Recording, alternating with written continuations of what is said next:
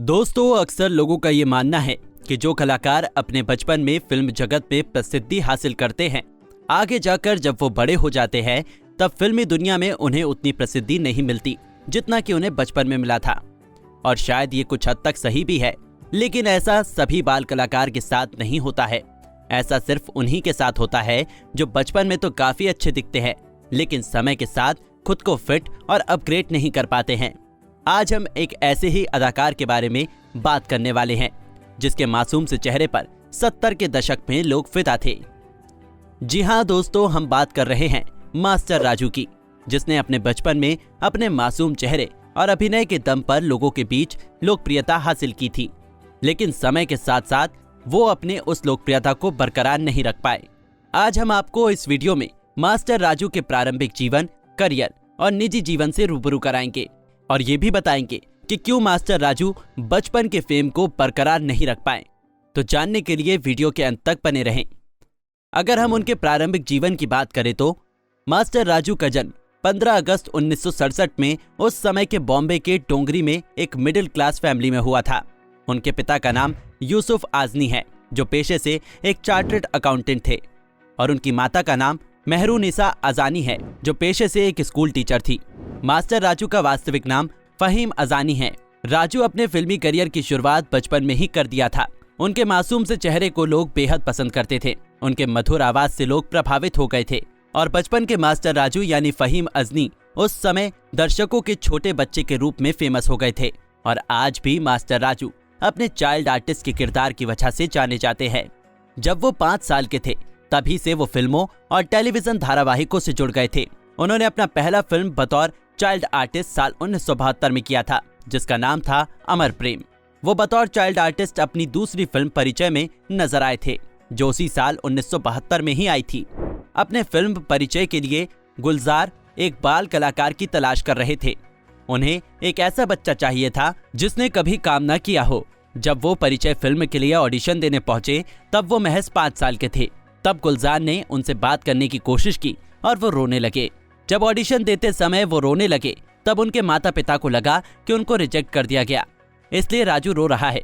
हालांकि गुलजार साहब ने मास्टर राजू के माता पिता से कहा कि उन्हें राजू जैसे बच्चे की तलाश है और गुलजार ने उन्हें सिलेक्ट कर लिया। फिल्म परिचय में फॉर कर्ण है डायलॉग उस समय काफी लोकप्रिय हुआ था और लोग उन्हें काफी पसंद करने लगे थे। साल 1972 में उन्होंने बैक टू बैक लगातार 3 फिल्मों में काम किया और उनकी तीसरी फिल्म बावर्ची में वो नजर आए। उसके बाद साल 1973 में वो अपनी चौथी फिल्म नफरत में नजर आए। उसके बाद अखियों के झरोके से, अभिमान, साजन चले ससुराल, खुददार, शतरंज जैसी फिल्मों में काम किया। बतौर चाइल्ड आर्टिस्ट उन्होंने लगभग 100 फिल्मों में काम किया है और एक चाइल्ड आर्टिस्ट के तौर पर काफी लोकप्रियता हासिल किया है। बतौर चाइल्ड आर्टिस्ट उन्होंने कई टीवी सीरियल्स में भी अपनी अहम भूमिका निभाई है।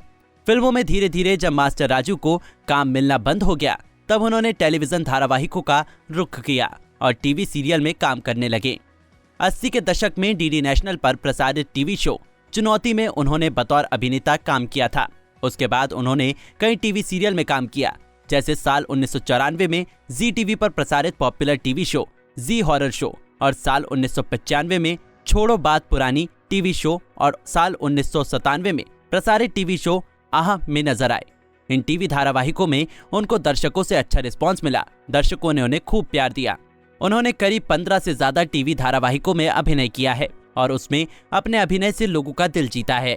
उन्होंने एक वयस्क के रूप में भी बहुत सारी फिल्मों में काम किया है। साल 1983 में आई फिल्म नास्तिक में वो नजर आए। उसके बाद साल 1991 में फिल्म साथी में वो नजर आए। साल 1993 में फिल्म अनाड़ी में उन्होंने बतौर सहायक अभिनेता के तौर पर काम किया। उसी साल 1993 में फिल्म फूल में भी वो नजर आए। साल 1994 में आई फिल्म आग में उन्होंने बेहतरीन रोल निभाया और साल 1996 में फिल्म दिल तेरा दीवाना में भी नजर आए। राजू को फिल्मों में बतौर सहायक अभिनेता काम करने का मौका मिलता था, उनको लीड रोल करने का मौका नहीं मिला। उन्होंने फिल्मों में विलन का किरदार भी निभाया है, क्योंकि वो जानते थे कि अगर फिल्मी दुनिया टिक कर रहना है तो सभी छोटे बड़े किरदार को करना पड़ेगा और हर किरदार को उतना ही तवज्जो देना पड़ेगा।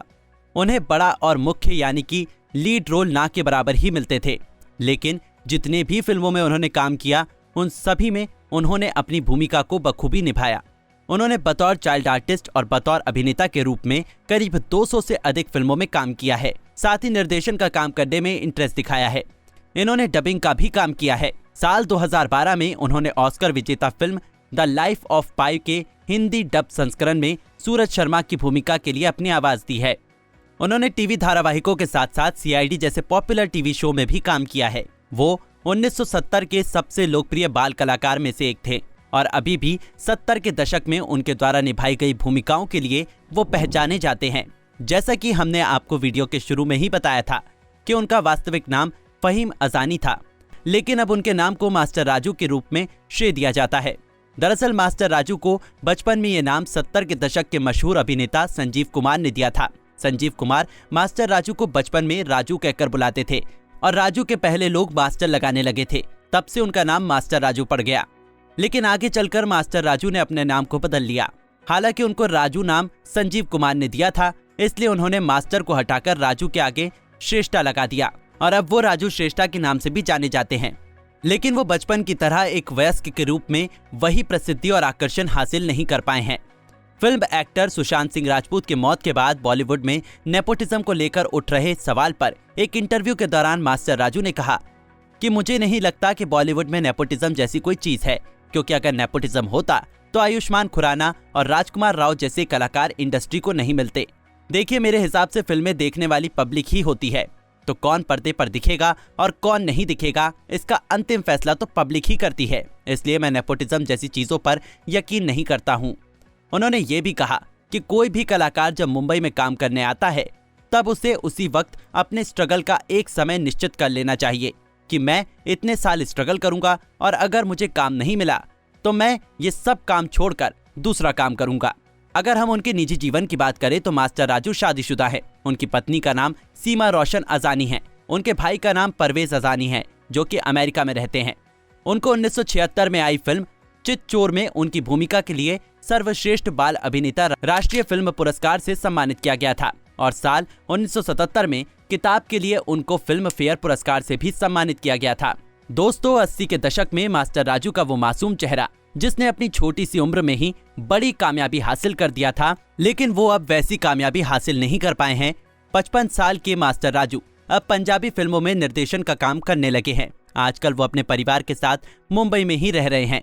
आशा करते हैं कि आपको मास्टर राजू की ये जीवनी पसंद आई होगी और अगर आप उन्हें उनके बचपन के किरदारों के लिए पसंद करते हैं तो इस वीडियो को लाइक, शेयर और सब्सक्राइब जरूर करें। धन्यवाद।